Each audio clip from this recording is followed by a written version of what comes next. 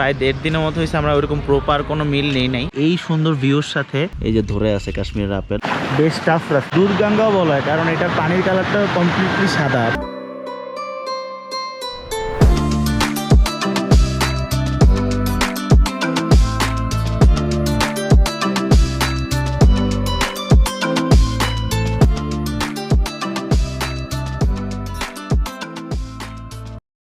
Hello everyone, so আমি এখন আছি জাম্মুতে। আমরা কালকে প্রায় 12 ঘন্টা জার্নি করে দিল্লি থেকে জাম্মুতে আসলাম।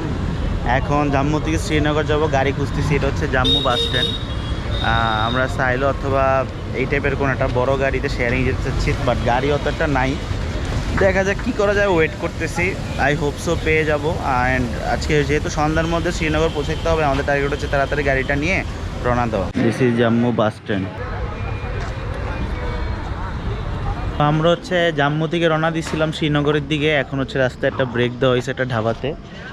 এই ঢাবাটার নাম হচ্ছে শাহ মুসলিম রোড অথবা হচ্ছে গিয়ে খাজুরিয়া ঢাবা।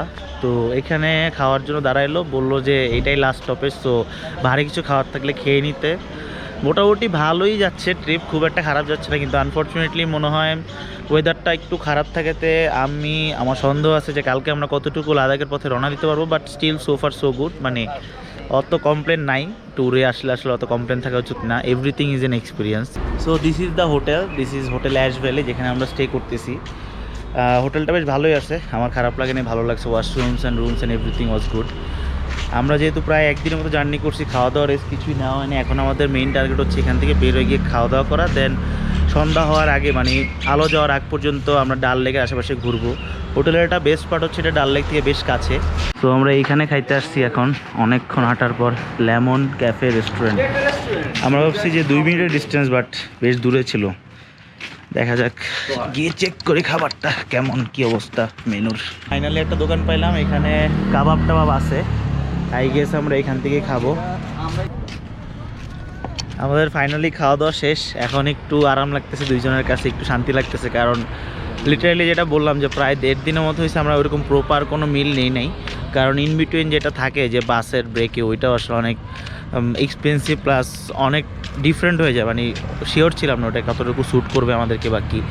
তো এখন হচ্ছে ডাল লেকে আসি সন্ধ্যার একটু আগে, কিন্তু এখনও বেশ ভালোই রোদ যেটা দেখতেছেন, এবং ডাল লেক প্রচুর ভালো লাগতেছে। আমার সাথে আছে ইকরাম ভাই। কি অবস্থা ইকরাম ভাই, কেমন লাগতেছে? এই তো এখন একটু ভালো লাগতেছে ভাই, খাওয়া দাওয়ার পরে।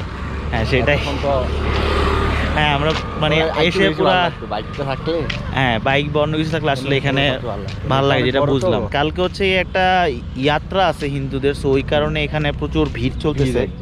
আমরা হচ্ছে এখন শ্রীনগরের ডাল লেকে পাশ দিয়ে হাঁটতেছিলাম। এখন যেই জায়গাটায় আসলাম এটা হচ্ছে গিয়ে প্রচুর স্ট্রিট ফুড কয়েকটা জায়গায় আছে। এই জায়গাটা মোটামুটি একটা হাবের মতো, এবং আশেপাশে প্রচুর ভিড়। যেটা বললাম কালকে যে প্রোগ্রামটা আছে ওইটার কারণে আসলে মানুষ অনেক বেশি, যতটুকু আমি বুঝলাম।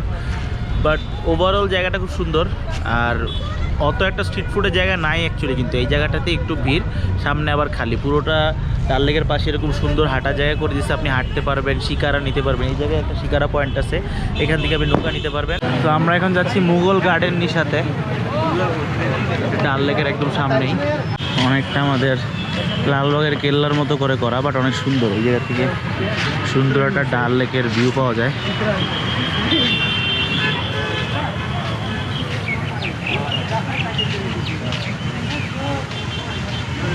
খুবই সুন্দর গার্ডেন, মানে 24 টাকা টিকিট এটার জন্য, ক্যান ইউ বিলিভ?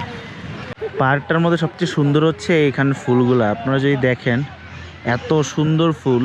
যদিও একটা জিনিস আমাকে একটু হতাশ করছে যে মানুষ অনেক নোংরা করতেছে এখন এই জায়গাটা, কিন্তু আমি জানি না কাশ্মীরের হয়তো মাটি অনেক উর্বর বা যে কারণে হোক, এই সুন্দর ভিউর সাথে সামনে ডাল লেকের ভিউ এবং মাঝখানে হচ্ছে এই ফুলের বাগানগুলা খুবই সুন্দর, মানে ম্যাক্সিমামই গোলাপ এবং খুবই কালারফুল, খুবই ভালো লাগতেছে।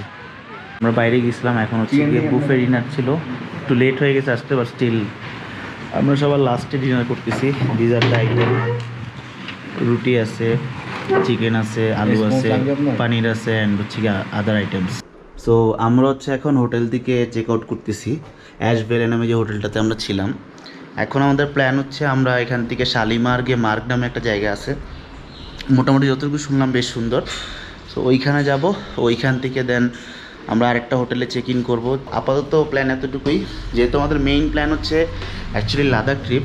সো আমরা কাশ্মীর আসলে খুব বেশি ওইভাবে প্রেশার দিচ্ছি না নিজের উপর, কারণ লাদাখটা বেশ হেক্টিক যাবে।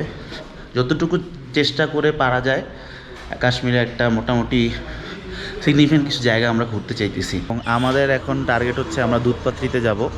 এইটা হচ্ছে গাড়ি, আমাদের সাথে এই ভাইরা আছে, ওনারা ডলার ভাঙাবে, এই জন্য একটু টাইম লাগতেছে। বাট আমরা এখান থেকে প্রথমে এখন যাব গিয়ে ডাল লেকে আমরা কালকে কিছু শপিং করছিলাম, ওগুলো কালেক্ট করে তারপর ওইখান থেকে আমরা দুধপাত্রির উদ্দেশ্যে রওনা দিব। দুধপাত্রিতে যেতে আমাদের অলমোস্ট 2 ঘন্টার মতো লাগবে, যেহেতু 46 কিলোমিটারের মতো। এবং সেখানে গিয়ে হয়তো আমরা অ্যারাউন্ড 2 আওয়ার্সের মতো থাকলাম, তারপর আবার ব্যাক করলাম। সো আস্তে আস্তে বিকাল হবে, দেন আমরা ডাল লেকে হয়তো শিকারাতে রাইড নিব। এটা হচ্ছে আপাতত প্ল্যান। সো আমরা এখন কাশ্মীরের সেই ফেমাস কাওয়া চাটা টেস্ট করতে আসছি।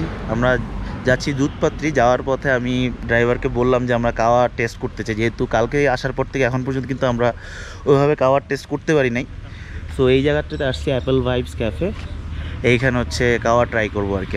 আমরা যে রেস্টুরেন্টে কাওয়া খাইছিলাম ঠিক তার সামনেই যেই প্লেসটা বসার, এইখানে লিটারালি আপেলের গাছ, কাশ্মীরের আপেল যদি দেখেন, এই যে ধরে আছে কাশ্মীরের আপেল। এখনও অ্যাকচুয়ালি যে টাইমটা, মানে এখনও আপেলের সিজন না, আরও আমি যেটা জিজ্ঞেস করলাম 2 মাসের মতো সময় লাগবে পিক টাইমে আসতে, যখন আসলে বাগান ভর্তি আপেল গাছ থাকবে কাশ্মীরে।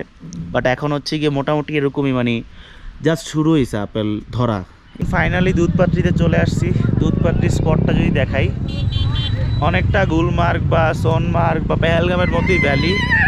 এখানেও ভ্যালি, চারোদিকে হচ্ছে গিয়ে ঘোরা। আপনি যদি দেখেন এখানে বেসিক্যালি যেই জিনিসটা হয় যে ঘোড়ার রাইড নেওয়া হয় এবং 6টা স্পটে যাওয়া হয়। 6টা স্পটের মধ্যে একটা ঝর্ণার স্পট আছে, একটা বলিউডের আলিয়া ভাটের মুভির স্পট আছে, এইভাবে ওরা আমাদেরকে বলছে। আরও কয়েকটা স্পট আছে, লাইক একটা ঘরের মতো জায়গা আছে যেখানে বেশ পুরনো একটা ঘর, এরকম বেশ কিছু স্পট আছে। সো ওগুলো ওরা যেতে বলতেছে। আমরা এখন হচ্ছে ফাইনালি দুধপাত্রির যে রাইডটা, হর্স রাইডটা, ওইটা নেওয়া শুরু করছি। আমরা 4 জনে একটা করে ঘোরা নিচ্ছি এবং আমাদের হচ্ছে 6টা প্লেস ঘুরে দেখানো হবে। অ্যারাউন্ড আই গেস 2-3 ঘন্টা সময় লাগবে। আমরা বেশ বার্গেনিং করছি, আমাদের যেহেতু দুধপাত্রি এরকম স্পেসিফিক কোনো প্ল্যান ছিল না, এটা আমাদের কাস্টমাইজ হঠাৎ করে প্ল্যান করা। সো বাজেটের একটা ব্যাপার থাকে, সময়ের একটা ব্যাপার থাকে। আই গেস ভালোই হবে। আমরা 4 জনই আছি। আমার পিছনে যে মুস্তাফিজ ভাই আছে, সামনে হচ্ছে গিয়ে রিয়াদ ভাই আছে এবং ইকরাম ভাই আছে। অলমোস্ট সিমিলার, বাট যেহেতু আজকে যাত্রার একটা ইস্যু আছে হিন্দুদের, তো ওইখানে হচ্ছে বেশ ভিড় লাগবে বা ওই জায়গায় ট্যুরিস্টদের যাওয়া আজকে একটু মানা। সো আমরা যেহেতু কোনো প্রবলেমে না পড়ি, ওই জন্য আমরা ডিসাইড করলাম যে আমরা দুধপাত্রিতে আসি। তো এটা আমাদের প্রথম স্পট ছিল শাহি পেন্ট। এখন আমরা আমাদের সেকেন্ড স্পটে যাচ্ছি। কনসা স্পট? হ্যাঁ, তো এখন আমরা সেকেন্ড যে স্পটটাতে যাচ্ছি এটার নাম হচ্ছে ফুলপাত্রি। বাকিদের তো ঘোরা ধরে রাখা লাগতেছে, আমি মোটামুটি শিখে গেছি একাই, প্যারা হইতেছে না তো একটা। আমার ঘোরাটা হয়তো একটু ভালো আছে, বেশ ইন্টারেস্টিং একটা এক্সপিরিয়েন্স। আই মিন কখনো ঘোড়ায় উঠাই হয় নাই, সেই জায়গায় এরকম একটা ফ্যাসিনেটিং জায়গায় হর্স রাইড নিতেছি, ভালোই লাগতেছি। আমার এই ছোট্ট বন্ধুটা বলতেছে আমার এই ঘোড়াটা সবচেয়ে লক্ষ্মী ঘোড়া, ওর নাম দিছি আমি র্যাম্বো। মোটামুটি ওকে অ্যাকচুয়ালি কন্ট্রোল করাই লাগতেছে না, যেহেতু আমি এমনি তো সবার পিছনে আছি, ও জাস্ট ফলো করতেছে ওদেরকে। আমাদের সেকেন্ড স্পটে চলে আসছি, এটা হচ্ছে ফুলপাত্রি বলে, ফ্লাওয়ার ভ্যালি। অত স্পেশাল কিছু না, বাট মোটামুটি এখানে নর্মালি আই গেস একটা পিক সিজনে খুব ভালো ফুল ফুটে। এই মুহূর্তে অত একটা ফুল নাই, ছোট কিছু ফুল আছে, হয়তো ক্যামেরা ওইভাবে দেখা যাচ্ছে না। এই স্পটটা মোটামুটি একটা পিকনিক স্পটের মতো, সবাই এসে এখানে ফ্যামিলি সহ বসছে, পিকনিকের মতো করতেছে। আসলে এই সিনিক ভিউটা এত সুন্দর যে এখানে বসে থাকতেও ভালো লাগে, ফ্যামিলি সহ সবাই আসে বসে থাকে। আই মিন সামনে এরকম ভিউ থাকলে কার না ভালো লাগবে। এটার নাম হচ্ছে রেশিখাল, আমাদের থার্ড স্পট। ওরা যেটা বললো ছোট বাচ্চাদের যে এই মাথার চুল ফালায় যেটাকে বলে মুন্ডান, এখানে ওইটা এখানেই করা হয়। এটা একটা ট্রেডিশনাল জায়গা।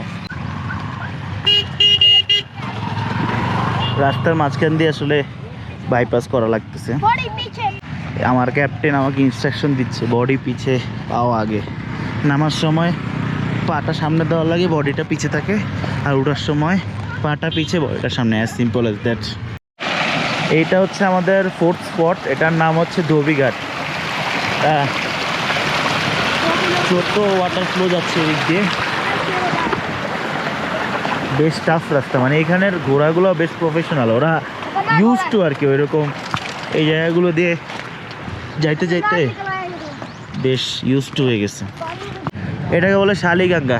এদিক দিয়ে একটা বেশ বড় পানির ফ্লো গেছে, আমরা এখান থেকে নামছি, এখন হচ্ছে সামনে যাচ্ছি।